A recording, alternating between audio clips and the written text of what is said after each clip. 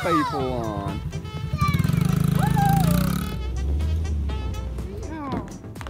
Cowboy dance.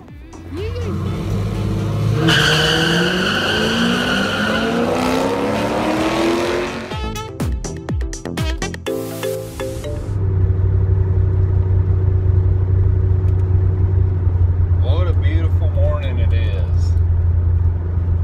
Camera's a little bit too high. There we go. It's a little better. What's up, guys? My name's Trevor. Welcome back to the Vette channel. Today is Sunday, and that means it is Storytelling Sunday.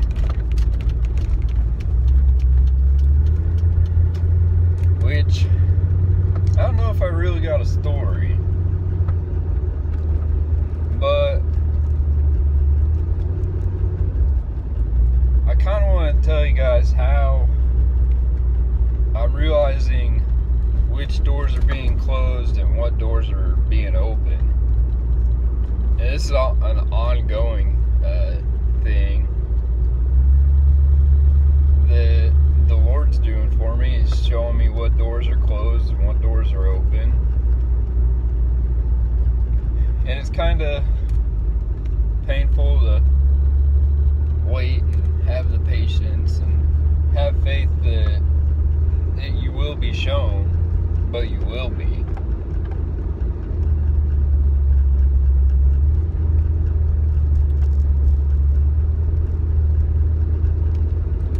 I'm out here looking for a spot to take some pictures for the Instagram. It's been a minute since I've got the car out to do pictures,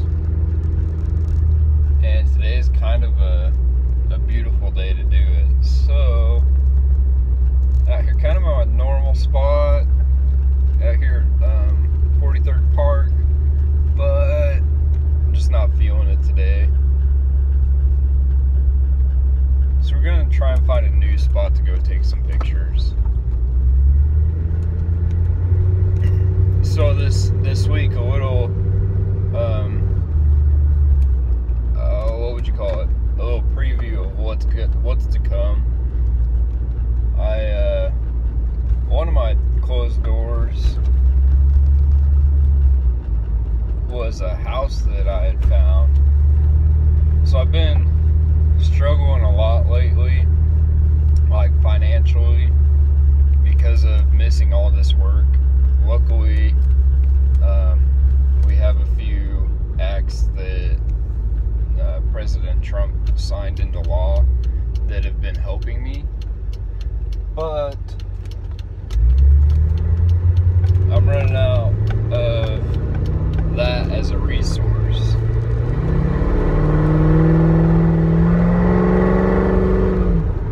Because it's a very limited resource that I have, and I've had to use it a lot because we've been quarantined now 5 times, about 30 days in total, if not more. And my wages were already cut down already on top of that, and then it got cut back even more on top of that. And so, you know, it's been a rough year, not just for me, but for everybody, honestly.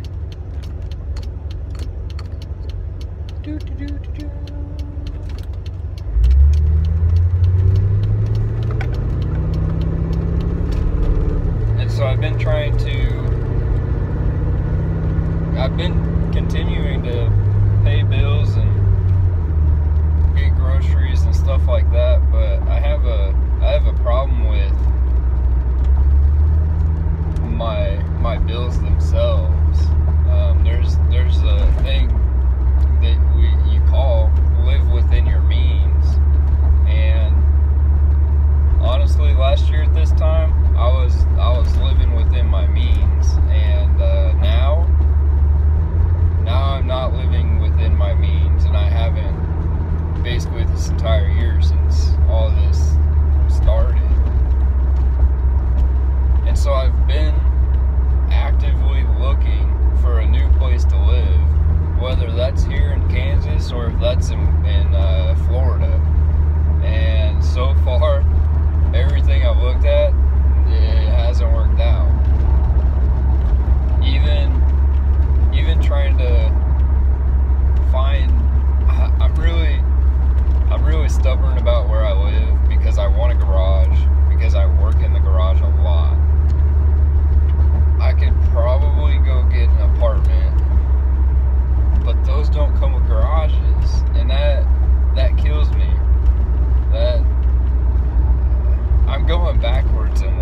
that's what's happening.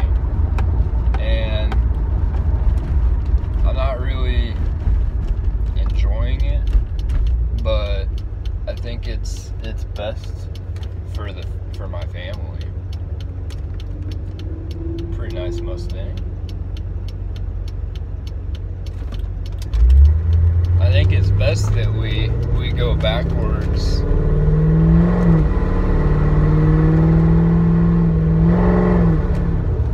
and live a simpler life, a much cheaper life.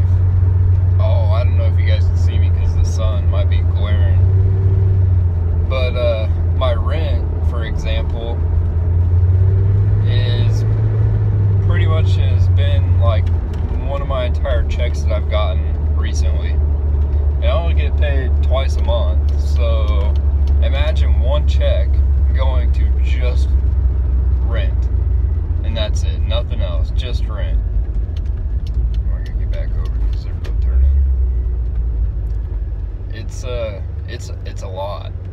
That means, you know, you don't have money for groceries, you don't have money to pay other bills. So your next check goes to bills and groceries.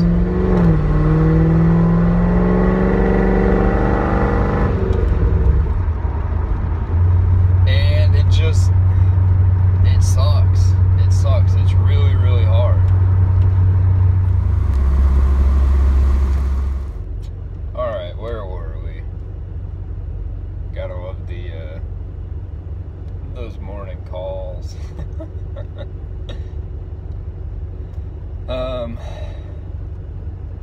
So yeah, rent is really high, and I've had no luck finding anywhere new to live, which really sucks. And then my next highest bill is Dora the Explorer, which is gonna be a video probably coming out tomorrow, and you guys will hear about my plan there. I've been debating on this for a while, and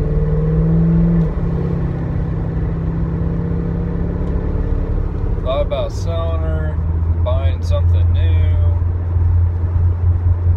The struggle is all too real, and it's really setting in this year.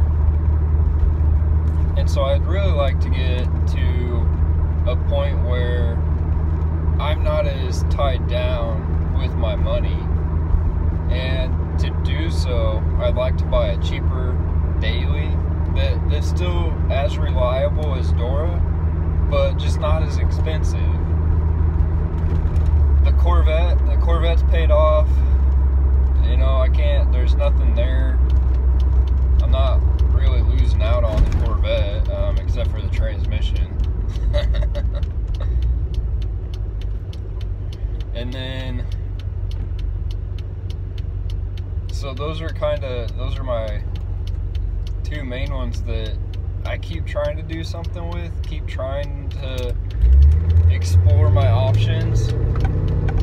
And as I'm exploring my options of trying to find a new place to live, a new daily to replace Dora, those options get closed down.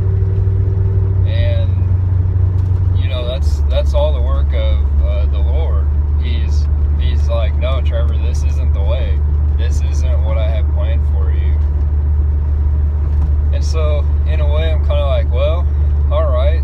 So, do I just stay where I'm at, doing what I'm doing, and continue to struggle more? Because after all this struggling, when I'm done with the struggling, the reward is gonna be outstanding. And right now I'm right in the middle of it, you know, right when you're like, I can see the light at the end of the tunnel, but man, is it off in the distance. And one of the only other thing that I can really do is look for work. And honestly, I haven't had any luck with that either. I've honestly looked for work in Florida because I would rather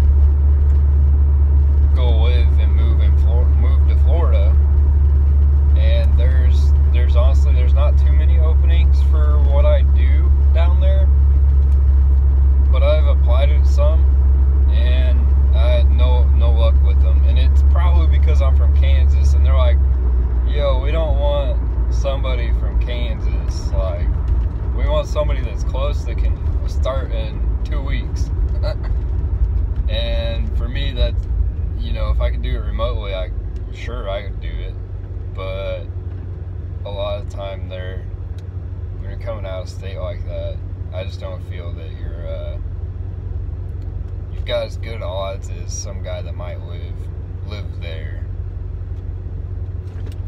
And so, looking for a new job is the same thing as looking for a new house. It just isn't happening.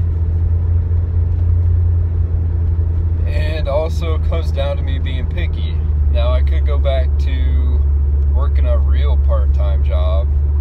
I mean, like a high school job, work at Walmart or some crap like that. And that would instantly take me back to about 5 years ago in my life when I relied on government assistant programs. And not that you should be ashamed or feel bad that you have government assistance in order to live, in order to make it. But for me, it was such a great feeling to know that I finally got myself and my family away from them, off of them. We didn't need them anymore. And now that it's been a few years that I haven't had them, it really hurts my self-esteem, my ego. I guess my ego the most, my pride. It hurts my pride. That's what it is. It hurts my pride the most, knowing that I may have to go back to living off of government assistance. And it's honestly, it sucks. Now, before everybody goes and rants about that, the thing is you can be like, well, you could sell your Corvette. Alright, well, let's just go ahead and imagine me selling the Corvette right now. So, I sell the Corvette, the transmission is trashed, right? You can still get around town, but you're not gonna go have fun in it like I used to. So, it needs a transmission. Well, alright, let's consider that in the value. My Corvette currently is valued anywhere from $7,000 to $12,000. Now, a $12,000 Corvette, if it was a 97 like mine, in order for it to be $12,000, it's got to have a lot less miles, and it's got to be a lot cleaner. In my opinion, my Corvette is not the cleanest Corvette. It has a lot of issues on the inside, and this is what I mean. That's my center console lid. Like, that's not supposed to happen, but mine's broken. So it's little stuff like that that makes me say, okay, you know what? I'm not in that $12,000 range, because there's a lot of small issues like my center console with the Corvette. No big deal. I can fix them, and eventually I'm going to. So, where does that put my Corvette? It actually values it at around $8,000, which is pretty funny to me, because that's basically what I paid for my Corvette. Now, alright, let's take the transmission into consideration here, because that is a big part of it. I can't sell the Corvette to somebody and not tell them that the transmission's bad. So I'm going to tell them, hey, it needs a new transmission, therefore you can go get a new transmission put in for $2,100, $2,200. Alright, so take that out of my asking price. Let's start at $8,000 where it's valued. So it drops me down to $6,000. And so I posted out there $6,000, say need transmission work, right? Well, the next guy comes over and he's like, oh, I'll give you $5,000. Here we go. We're at $5,500 for my car. And that $5,500, that's going to last me 1 month. My Corvette will give me 1 month. because what I'm gonna do is I'm gonna use that money to pay my bills that need caught up, which right now is a lot of credit card debt due to daycare. And some people don't believe me that daycare is stupid expensive, but when you have 3 kids and one of them is not in school full time, it is stupid expensive. And not even one work day can cover that entire week for me. And, like, why?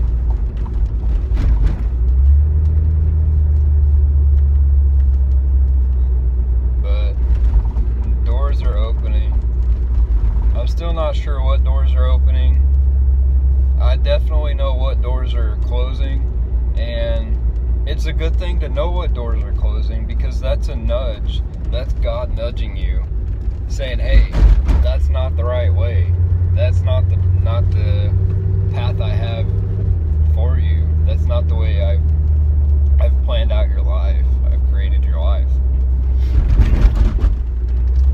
And so, in that sense, I'm finding, with His help, His guidance, I am finding more ways to not succeed. So I'm narrowing in on my doors to succession. God, is that even a word? To success. That's it. It's a little bit early, and now I'm almost to Cary Park. I'm gonna see about getting some photos in here.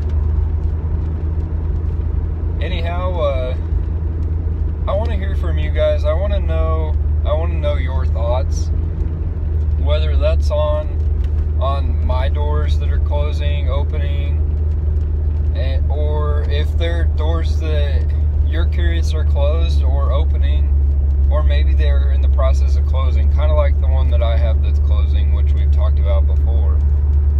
And you know, it is what it is. But drop it down below. Let me know what you guys have in mind. What's on your heart right now? What's on your mind? What's something that's weighing you down? Maybe I can help you out. You can send me a private message too on Instagram, or even on Facebook. I guess that's gonna wrap it up for this Storytelling Sunday. And I'm gonna get outside here at the Cary Park and take some pictures of the car, and you guys will be able to see those up on my Instagram throughout the week. I hope that you guys all have a wonderful week. God bless. We will see you in the next video. Don't forget to drop that thumbs up, smash that subscribe button, and that'll just about do it for today, guys.